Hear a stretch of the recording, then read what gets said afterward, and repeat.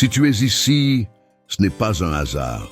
Tu le sais déjà au fond de toi. Quelque chose t'a conduit ici. Peut-être que tu cherchais une réponse. Peut-être que tu cherchais un signe. Peut-être que tu cherchais simplement une confirmation. Une confirmation que tu n'es pas fou, que tu n'es pas seul, que ce que tu ressens est réel. Une voix silencieuse, un murmure intérieur que tu n'arrives pas à ignorer. Une sensation profonde que ta vie n'est pas ordinaire, que ton chemin n'est pas comme celui des autres. Et ce soir, je vais te parler de quelque chose que tu ressens depuis longtemps, mais que personne n'ose nommer, parce que le monde ne comprend pas, parce que même les croyants ne comprennent pas toujours. Tu es un élu, pas au sens religieux, superficiel, pas comme un titre qu'on porte pour se sentir spécial, pas comme un badge qu'on exhibe pour impressionner. Non, tu es un élu au sens le plus profond, le plus douloureux, le plus glorieux, au sens biblique, au sens éternel, au sens qui change tout. Et il y a des gens, des âmes, qui ne pourront jamais t'oublier.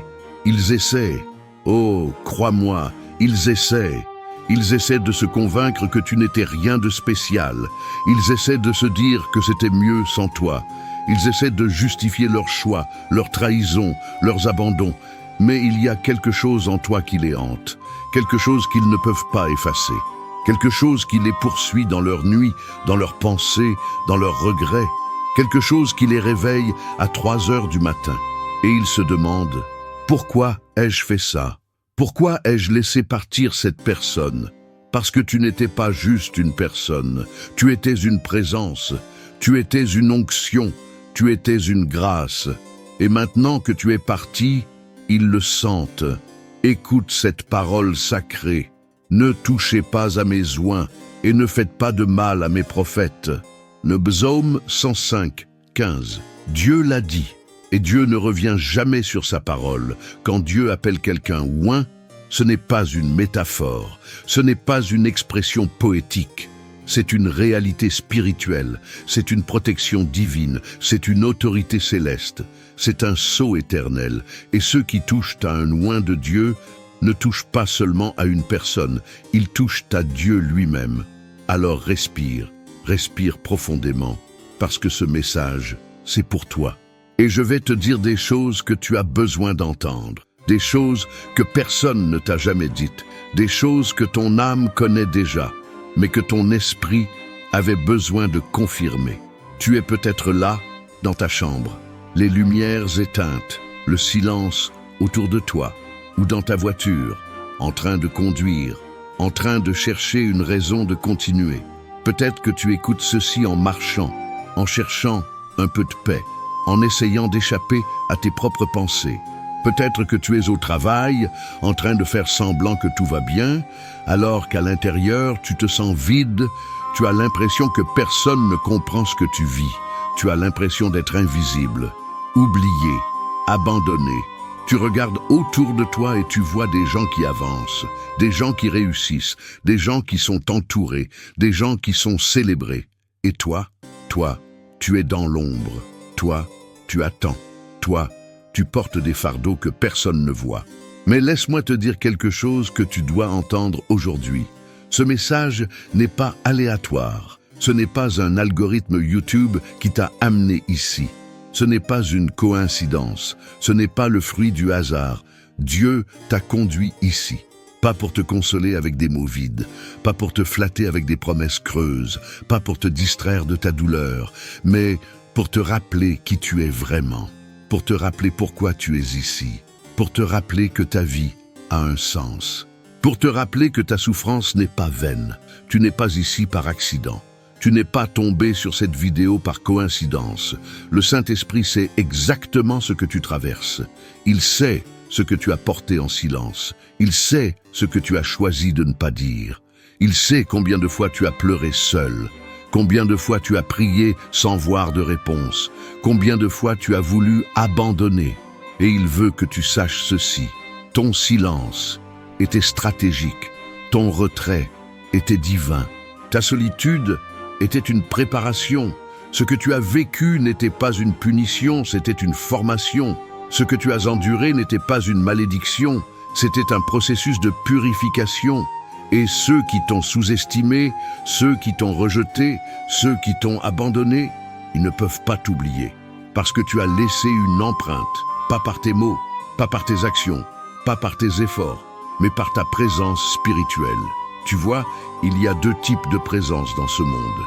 Il y a la présence physique, celle qui occupe l'espace, celle qui fait du bruit, celle qui attire l'attention.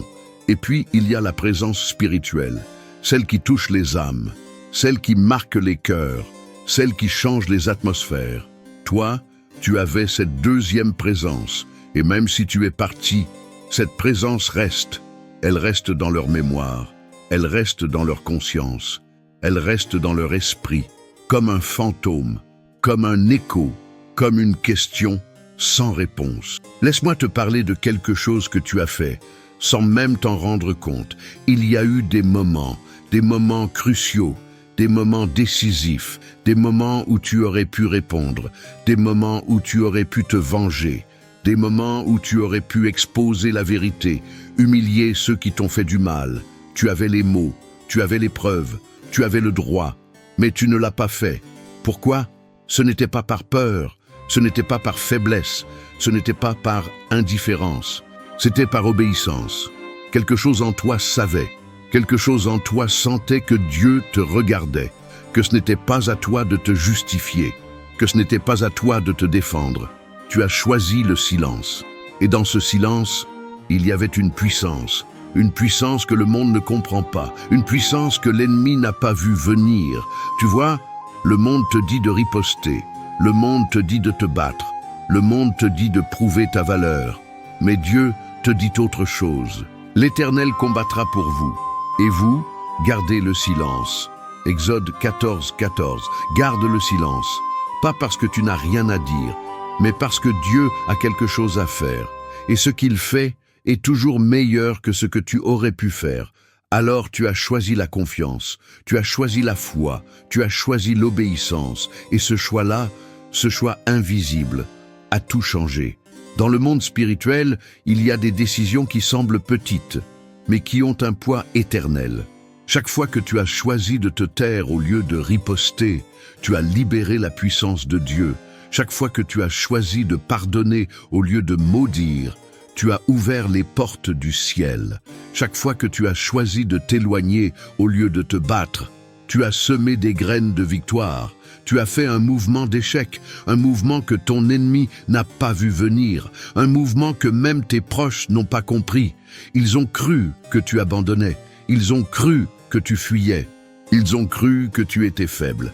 Mais toi, tu savais que tu n'abandonnais pas, tu te repositionnais, tu ne fuyais pas, tu obéissais, tu n'étais pas faible, tu étais sage. Et maintenant, ils sont coincés avec leurs regrets, coincés avec leurs questions, coincés avec ton absence. Parce que Dieu honore ceux qui l'honorent. Celui qui marche dans l'intégrité marche avec assurance, mais celui qui prend des voies tortueuses sera découvert.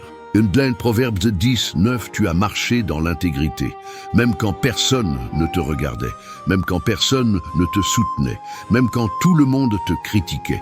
Et maintenant, cette intégrité, elle te protège, elle te défend, elle te justifie. Elle parle pour toi même quand tu es absent. Je sais ce que c'est de se réveiller au milieu de la nuit et de se demander si on a fait le bon choix. Je sais ce que c'est de fixer le plafond dans le noir et de rejouer les conversations dans ta tête. Aurais-je dû dire quelque chose? Aurais-je dû me battre davantage? Aurais-je dû rester? Je sais ce que c'est de regarder sa vie et de ne voir que du silence, de la solitude, de l'attente, de voir les années passer, de voir les saisons changer, de voir les promesses tarder. Je sais ce que c'est de voir les autres avancer, pendant que toi tu sembles bloqué. De voir les autres célébrer, pendant que toi tu pleures. De voir les autres être reconnus, pendant que toi tu es oublié. Tu te demandes, pourquoi eux et pas moi? Qu'est-ce qu'ils ont que je n'ai pas? Pourquoi est-ce que je suis encore ici à attendre? Pourquoi est-ce que Dieu ne me donne pas ce que j'ai demandé? Et parfois, dans tes moments les plus sombres, tu te sens oublié, comme si Dieu t'avait mis de côté, comme si ta vie était devenue invisible, comme si tes prières ne montaient plus. Tu regardes autour de toi et tu vois des gens qui ne prient même pas. Et pourtant, ils sont bénis. Des gens qui ne cherchent même pas Dieu. Et pourtant, ils réussissent. Des gens qui ne vivent pas dans l'intégrité.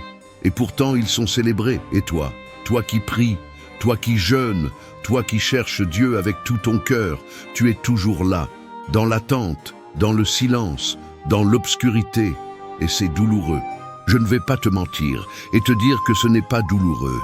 C'est douloureux de donner le meilleur de soi-même et de ne rien recevoir en retour. C'est douloureux d'aimer des gens qui ne t'aiment pas en retour. C'est douloureux de servir Dieu fidèlement et de ne pas voir les résultats. Mais écoute-moi bien, Dieu ne t'a pas oublié, Dieu t'a caché. Il y a une différence énorme. Être oublié, c'est être négligé. C'est être mis de côté par manque d'intérêt. Être caché, c'est être protégé. C'est être mis de côté avec intention. Dieu te garde dans l'ombre, parce qu'il te prépare pour la lumière. Il te garde dans le silence, parce qu'il affûte ta voix. Il te garde dans la solitude, parce qu'il construit ton autorité. Car le Seigneur voit tout. Ses yeux observent les méchants et les bons. Proverbe 15, 3. Dieu te voit. Même quand personne d'autre ne te voit, même quand tu te sens invisible, même quand tu doutes de ta propre valeur, Dieu te voit. Il voit tes larmes, il voit tes efforts, il voit tes sacrifices, il voit les nuits où tu ne dors pas, il voit les jours où tu souris alors que tu es brisé, il voit les moments où tu veux abandonner, mais tu continues quand même, et il n'oublie rien. Dieu n'est pas injuste pour oublier votre travail et l'amour que vous avez montré pour son nom. Hébreux 6, 10. Rien de ce que tu as fait n'est perdu. Rien de ce que tu as donné n'est oublié. Rien de ce que tu as semé n'est en vain. Tu n'es pas invisible, tu es stratégiquement positionné et pendant que tu attendais, pendant que tu pleurais, pendant que tu te battais contre tes propres doutes, Dieu travaillait, pas seulement en toi, mais aussi autour de toi, dans le cœur de ceux qui t'ont rejeté, dans l'esprit de ceux qui t'ont sous-estimé, dans la vie de ceux qui t'ont abandonné, parce que ton absence parle plus fort que ta présence ne l'a jamais fait. Le monde te dit que la victoire, c'est la richesse, la reconnaissance, le succès visible, les applaudissements, les likes sur les réseaux sociaux. Le monde te dit que si tu n'as pas réussi selon ses standards, tu as échoué. Mais le ciel te dit autre chose. Le ciel a une définition complètement différente de la victoire. La victoire, selon Dieu, c'est de rester debout quand tout s'écroule. C'est de garder ton cœur pur quand tout te pousse à devenir amer. C'est de pardonner quand la vengeance serait justifiée. C'est de bénir ceux qui te maudissent. C'est de prier pour ceux qui te persécutent. C'est de continuer à croire, même quand tu ne vois rien. Car nous marchons par la foi et non par la vue. 2 Corinthiens 5, 7. Tu vois, le monde mesure le succès par ce qu'on peut voir. La maison, la voiture, le compte en banque, le nombre de followers. Mais Dieu mesure le succès par ce qu'on ne peut pas voir. Ton caractère, ton obéissance, ta fidélité dans le secret, ta pureté d'intention, ta persévérance dans l'épreuve. Et c'est là que tu as gagné. Pas devant les hommes, mais devant Dieu. Tu as gagné dans les moments où personne ne te regardait. Quand tu as choisi de faire le bien, même si personne ne le verrait jamais. Quand tu as choisi de rester pur, même si personne ne le saurait jamais. Quand tu as choisi d'obéir à Dieu, même si ça te coûtait tout. Tu as gagné quand tu aurais pu abandonner, mais tu ne l'as pas fait.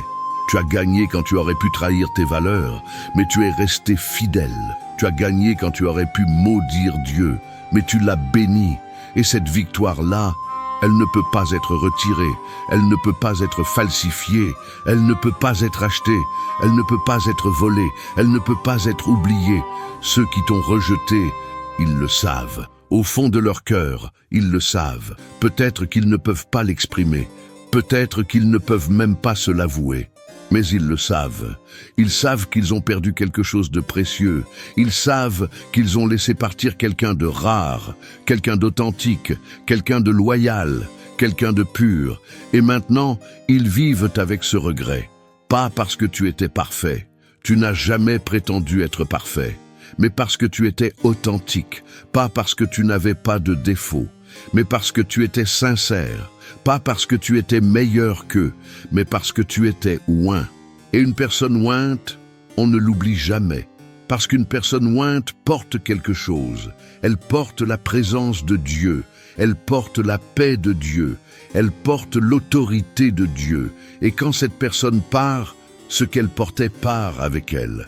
Et soudain, l'atmosphère change. Soudain, les choses qui allaient bien commencent à mal aller. Soudain, les relations qui semblaient solides commencent à se fissurer. Soudain, la paix qu'il tenait pour acquise disparaît. Parce que ce n'était pas toi qui créais cette atmosphère, c'était Dieu en toi. Et maintenant qu'ils t'ont rejeté, ils ont rejeté ce que tu portais. Laisse-moi te dire ce qui se passe en ce moment même. Pendant que tu écoutes ceci, il y a des anges qui travaillent, des anges qui te défendent, des anges qui te vengent, des anges qui préparent ton chemin. Tu ne les vois pas, mais ils sont là, car il ordonnera à ses anges de te garder dans toutes tes voies.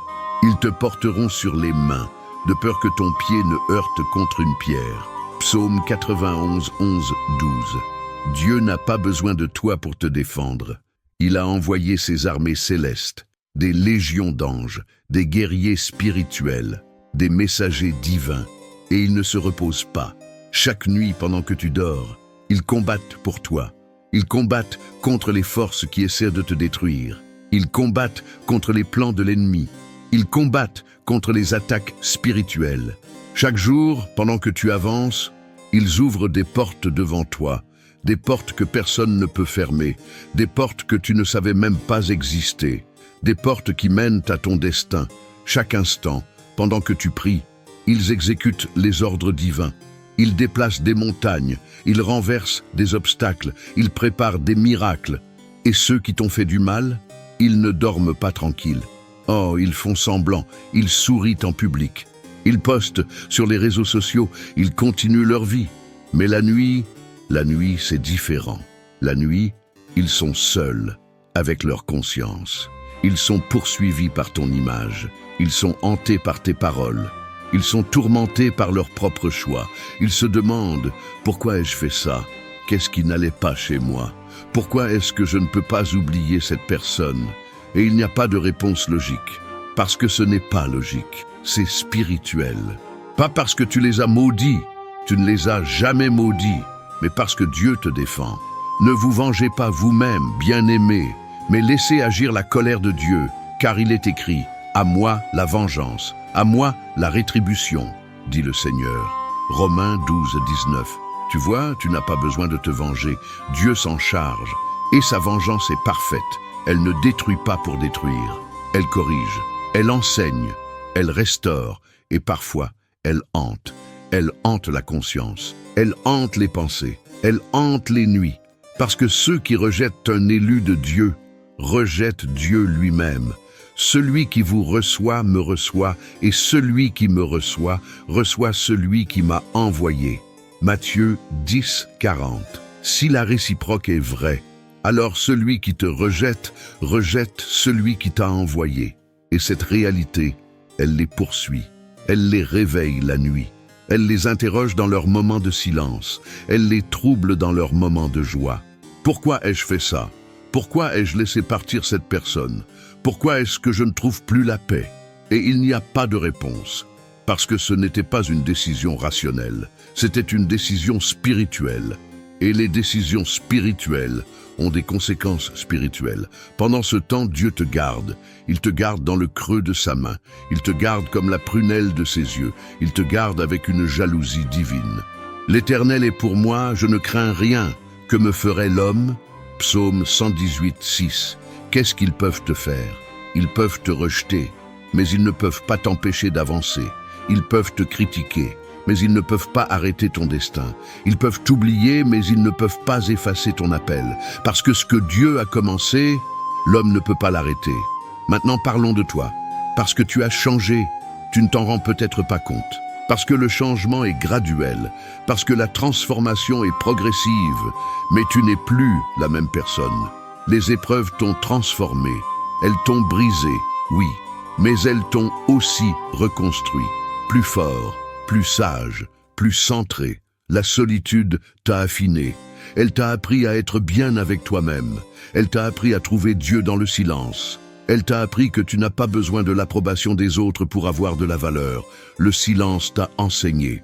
Il t'a appris à écouter, à discerner, à comprendre. Il t'a appris que tout ne mérite pas une réponse, que tout le monde ne mérite pas une explication, que ton temps et ton énergie sont précieux. Tu es plus sage, tu ne tombes plus dans les mêmes pièges, tu ne crois plus les mêmes mensonges, tu ne poursuis plus les mêmes illusions, tu es plus calme, tu ne réagis plus comme avant, tu ne te bats plus pour des choses superficielles, tu ne te laisses plus déstabiliser par les opinions des autres. Tu es plus centré, tu sais qui tu es, tu sais ce que tu vaux, tu sais où tu vas. Tu ne cherches plus l'approbation des hommes, parce que tu as trouvé quelque chose de plus précieux, l'approbation de Dieu. Et une fois que tu as goûté à cette paix-là, rien d'autre ne suffit, aucun compliment humain ne peut se comparer, aucune reconnaissance terrestre ne peut rivaliser, aucun succès mondain ne peut satisfaire, parce que tu as goûté à la présence de Dieu. Et maintenant, tu es devenu quelqu'un de dangereux, pas pour les gens, mais pour l'ennemi, parce qu'une personne qui ne cherche plus l'approbation humaine est une personne libre, et une personne libre est inarrêtable. Si donc le Fils vous affranchit, vous serez réellement libre. Jean 8,36. Tu es libre, libre de l'opinion des autres, libre de la peur du rejet, libre de la douleur du passé, libre de l'anxiété du futur. Et cette liberté, elle rayonne. Les gens le sentent, même s'ils ne peuvent pas l'expliquer, même s'ils ne peuvent pas mettre des mots dessus. Ils sentent que tu as changé, que tu n'es plus accessible comme avant, que tu ne t'accroches plus, que tu ne supplies plus, que tu ne mendies plus l'affection, que tu es en paix. Et cette paix les dérange, parce qu'elle leur rappelle ce qu'ils ont perdu, parce qu'elle expose leur propre agitation intérieure, parce qu'elle révèle le vide qu'ils essaient de remplir avec des choses superficielles. Tu es devenu un miroir qui reflète la vérité, un miroir qui expose les illusions, un miroir qui révèle ce qui est caché. Et certaines personnes ne peuvent pas supporter de se regarder dans ce miroir. Alors elles s'éloignent, alors elles te critiquent, alors elles essaient de te diminuer, mais toi tu continues. Parce que tu sais que ton chemin n'est pas déterminé par leur opinion. Tu sais que ta valeur n'est pas définie par leur acceptation. Tu sais que ton destin n'est pas contrôlé par leur approbation. Écoute-moi bien, il y a quelque chose qui vient, quelque chose que tu ne peux pas encore voir clairement, mais que tu peux sentir dans ton esprit. Un alignement. Les choses commencent à se mettre en place. Les pièces du puzzle commencent à s'assembler. Les portes commencent à s'ouvrir, un ordre divin. Dieu est en train de tout remettre à sa place. Les relations qui doivent se terminer, se terminent. Les relations qui doivent commencer, commencent. Les opportunités qui doivent venir, viennent. Les obstacles qui doivent partir, partent. Pas selon ton calendrier, pas selon ta compréhension, mais selon sa sagesse. Une paix qui dépasse toute intelligence. Et la paix de Dieu, qui surpasse toute intelligence, gardera vos cœurs et vos pensées en Jésus-Christ. Philippiens 4, 7. Une paix que tu ne peux pas expliquer. Une paix qui ne dépend pas des circonstances. Une paix qui reste même quand tout autour de toi est en chaos. Cette paix, c'est le signe que Dieu est en train de travailler. Le signe que tout se met en place. Le signe que ta saison change. Et bientôt, très bientôt, tu verras pourquoi tout cela était nécessaire, pourquoi tu as dû attendre, pourquoi tu as dû souffrir, pourquoi tu as dû te taire, pourquoi tu as dû être seul. Parce que Dieu te prépare pour quelque chose de grand, quelque chose qui nécessitait cette saison de solitude, quelque chose qui nécessitait cette transformation, quelque chose qui nécessitait cette purification. Tu ne pouvais pas porter ce qui vient avec qui tu étais. Tu devais devenir qui tu es maintenant. Plus fort, plus sage, plus mature, plus centré, plus libre.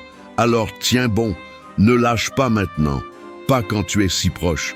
Ne regarde pas en arrière. Jésus lui dit, « Quiconque met la main à la charrue et regarde en arrière n'est pas propre au royaume de Dieu. » Luc 9, 62.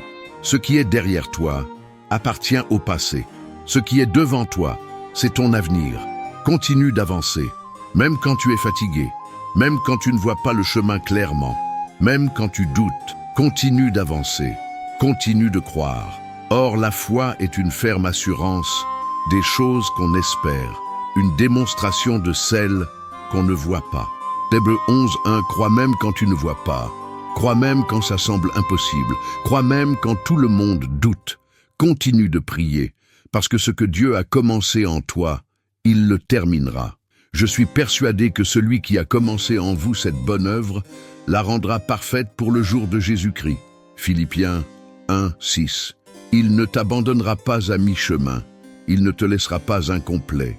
Il ne te laissera pas inachevé. Ce qu'il a commencé, il le finira. Et quand il aura fini, tu comprendras. Tu comprendras pourquoi chaque larme était nécessaire. Tu comprendras pourquoi chaque nuit sombre avait un but. Tu comprendras pourquoi chaque rejet était en fait une protection. Tu comprendras que ce que tu pensais être une perte était en fait un gain, que ce que tu pensais être une fin était en fait un nouveau commencement, que ce que tu pensais être une malédiction était en fait une bénédiction déguisée. Alors si ce message t'a touché, si tu as senti quelque chose remuer en toi, si ton âme a résonné avec ces paroles, laisse un like, pas pour moi, mais comme une déclaration de foi, comme un acte de gratitude, comme un témoignage que Dieu t'a parlé ce soir. Partage cette vidéo avec quelqu'un qui en a besoin, quelqu'un qui est dans la même saison que toi, quelqu'un qui a besoin d'entendre qu'il n'est pas seul, quelqu'un qui a besoin d'être encouragé à continuer. Et abonne-toi, parce que ce n'est que le début. Dieu te parle, et il n'a pas fini. Il a encore des choses à te révéler, il a encore des choses à te montrer, il a encore des choses à accomplir dans ta vie. Que la paix du Seigneur t'accompagne, que sa présence te couvre comme un manteau, que sa protection t'entoure comme une forteresse, que sa faveur te précède dans tous tes chemins, et que sa promesse s'accomplisse dans ta vie, pas partiellement, mais complètement, pas demain, mais au temps parfait de Dieu. Au nom de Jésus, Amen, tu es un élu, et ils ne pourront jamais t'oublier.